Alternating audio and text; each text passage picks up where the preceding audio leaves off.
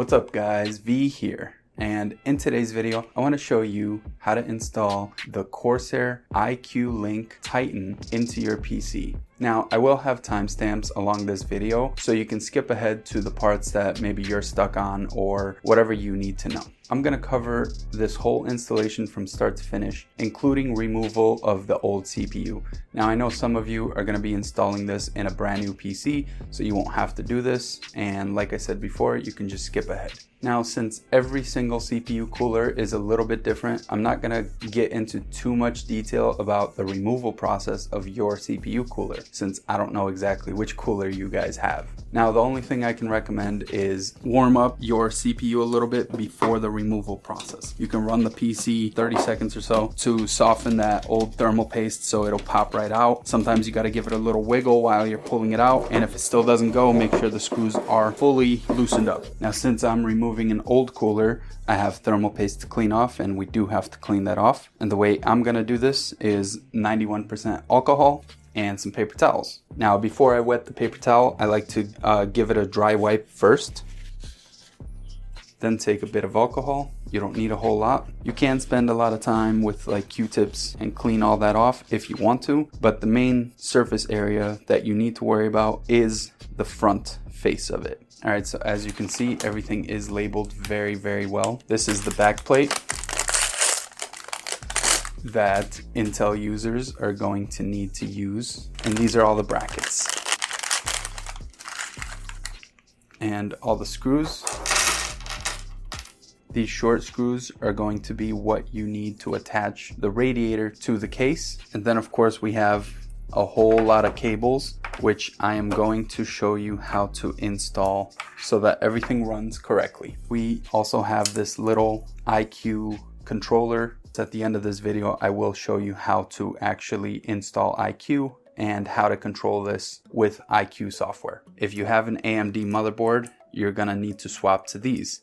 However, we're not going to do that just yet because we need to put the radiator in the case, and I don't want to smudge this thermal paste at all. Before I install this, I want to connect the cables to the fans. So I'm going to try to explain this in the best way that I can. You have these three main cables right here. This is what the connections look like. Two of the cables have the identical connections. The only difference is one is much longer than the other. And then this one that has one 90-degree connector and then one straight connector like this is going to be for this CPU block right here. So we're going to set this to the side just so we don't get confused. This shorter cable is going to be almost like a tether between these fans and your other Corsair fans. So if you don't have any more Corsair fans going into this PC, or if those other Corsair fans don't support these type of cables, then you can set this to the side. But if you were going to use this, you would then have to plug this into one of these locations right here.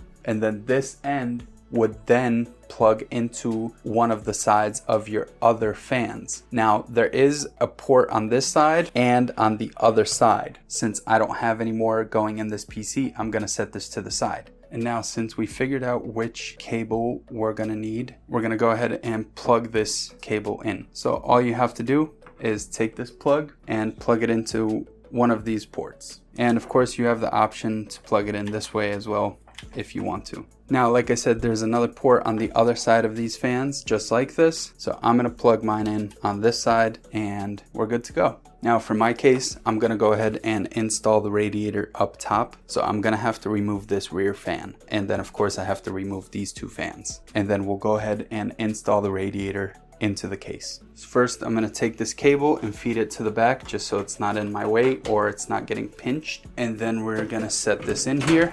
And now we're gonna start putting the screws up top. So this is the part where you're gonna need these little short screws that I was showing you earlier. And it looks like I'm not gonna need the washers. The washers are a bit too big to fit in this groove. And now that I have two screws in here, there's one here and one here, I can loosen these slightly just by like half a turn. If you have any extra space like that, you can choose to move it back or more forward, or dial it in where you need it or want it. I'm just gonna pull it forward all the way and then tighten these two screws back down. And now you can put all the rest of the screws in.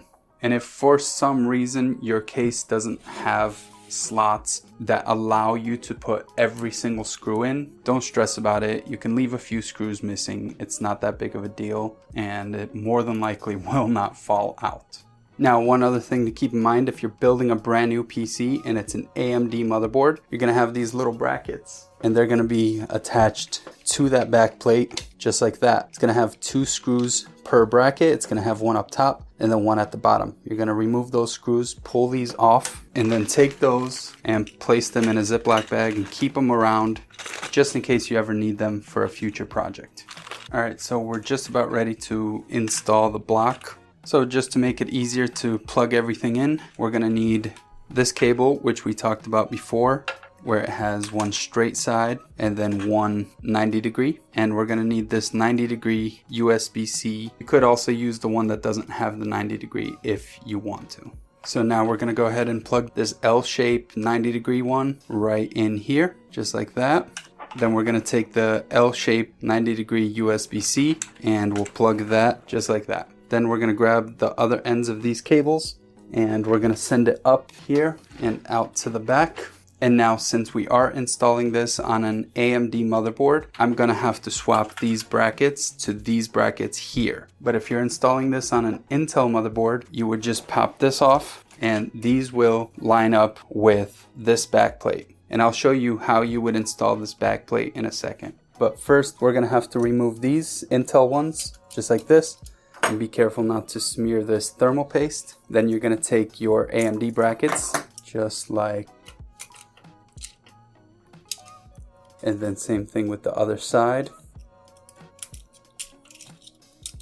Now, as I mentioned, AMD already has its own backplate, and that's what these screw holes here are from. And if we come here to the back, you can see the backplate is here. And if you have an AM4 AMD motherboard, this backplate will probably just fall off, which is normal. You can hold it in place, or you can just put a piece of tape from side to side temporarily to hold it in place while you screw that in. And on Intel motherboards, you're gonna have 4 equally spaced holes, and you're gonna peel off these little adhesives right here, and then you're gonna stick that into the 4 holes, and it should stay on its own with that sticky tape. But if it doesn't, you can also hold it in place or add some more tape from side to side temporarily. Now, it already has pre-applied thermal paste, so we don't have to worry about that. Make sure there are no cables underneath this CPU block, so nothing is getting pinched. Line this up with the 4 holes and pick a corner and screw it in a few turns just so it's held in place. Now that we started on that corner, we can go down to this one. Couple turns there, and again, you want to go in an X pattern. So we started up there, you go down here, we'll go here, here, and do a couple turns each time until it's fully screwed in place. So a couple turns here now, couple turns here now, and then we start over and just keep doing a couple turns here, and so on and so forth until it's fully tightened down.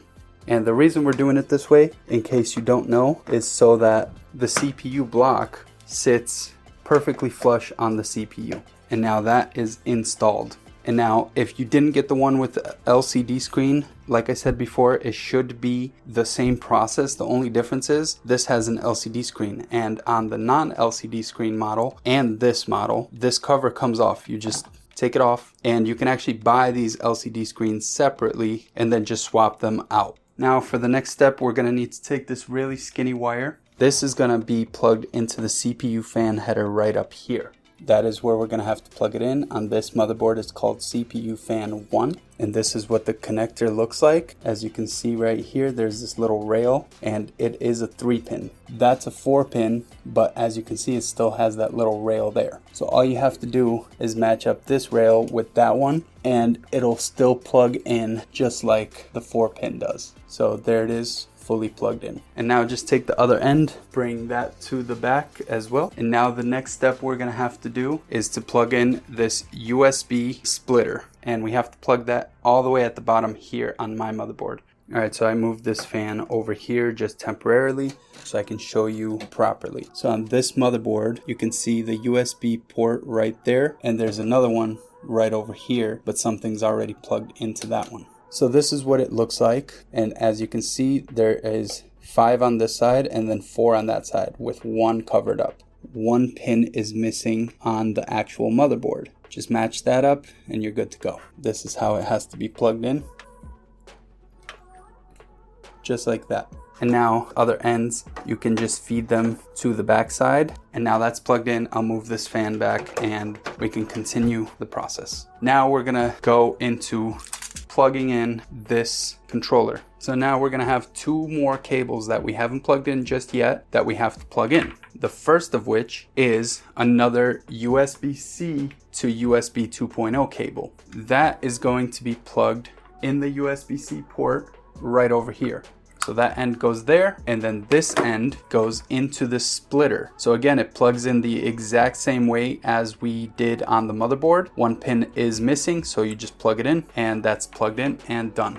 Next, we have that really thin wire that plugged into the CPU fan header. That's going to be plugged right next to the USB-C port on this controller. So there's only one way that it properly plugs in. So you just plug that in just like that. The USB 2.0 cable plugs into that splitter where we plugged in the other one. So again, it plugs in the same way we plugged it into the motherboard. One pin is missing, you can't really plug it in wrong. Then we have one cable that we haven't plugged in just yet, and that is going to plug in right here next to the USB-C. But before we do that, this side of it is a PCIe cable, which translates to a GPU cable. It's these black and white ones right here. These are just extension cables.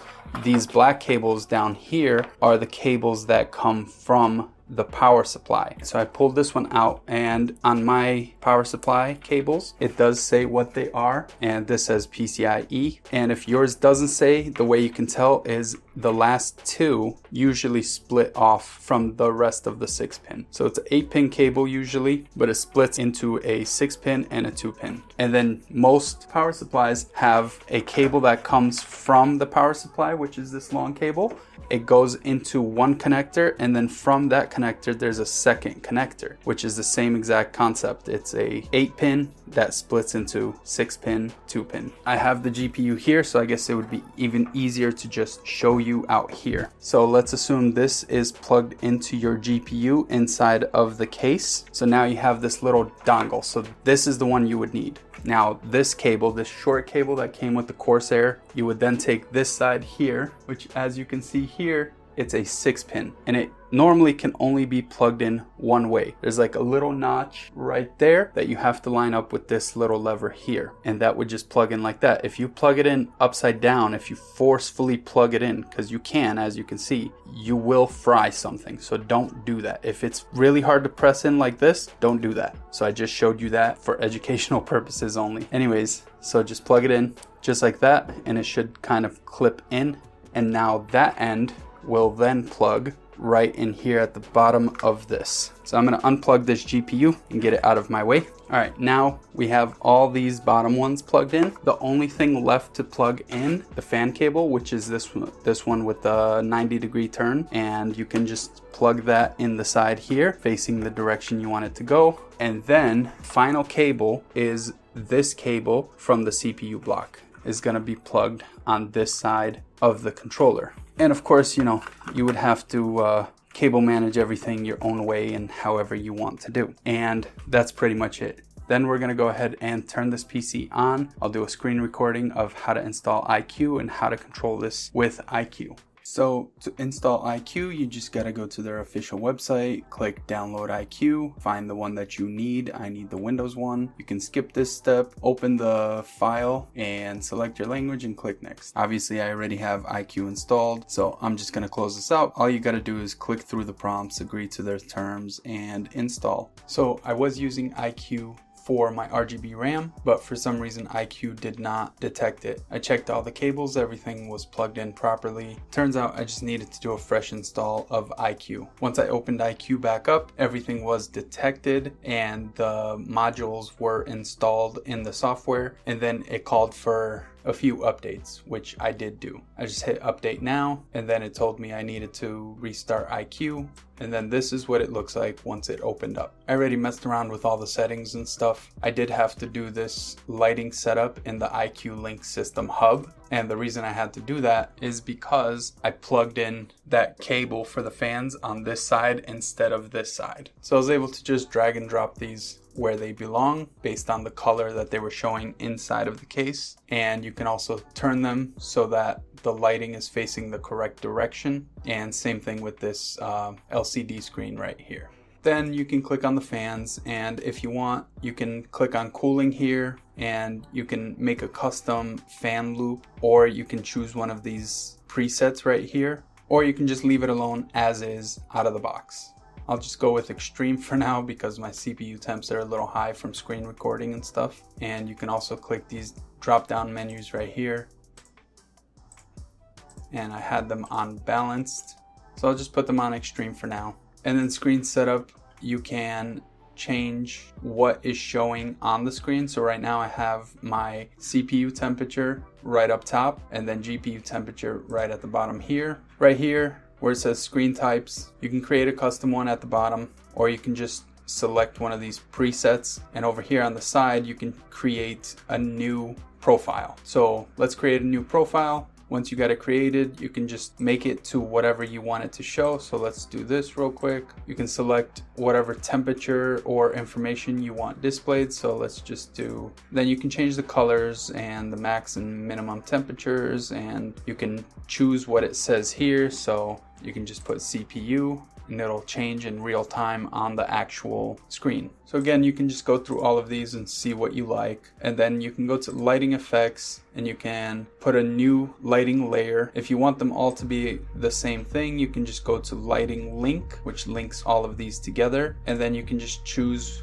one of these to make it easy and they all sync up. Or if you want, you can do specific fans or specific lighting, and you can select or deselect whichever one you want. So you can create a bunch of custom different designs and stuff. You can sync it up also with your other products like your RAM and all that good stuff. Once you have this profile set up, you can easily switch back and forth, and now it's back to the one I set up earlier. So this isn't so much an iCue tutorial, just showed you a few little things to get you started. Otherwise, that's all I got for you in today's video. If this video was helpful, I'd really appreciate a thumbs up. And other than that, I'll see you guys in the next one.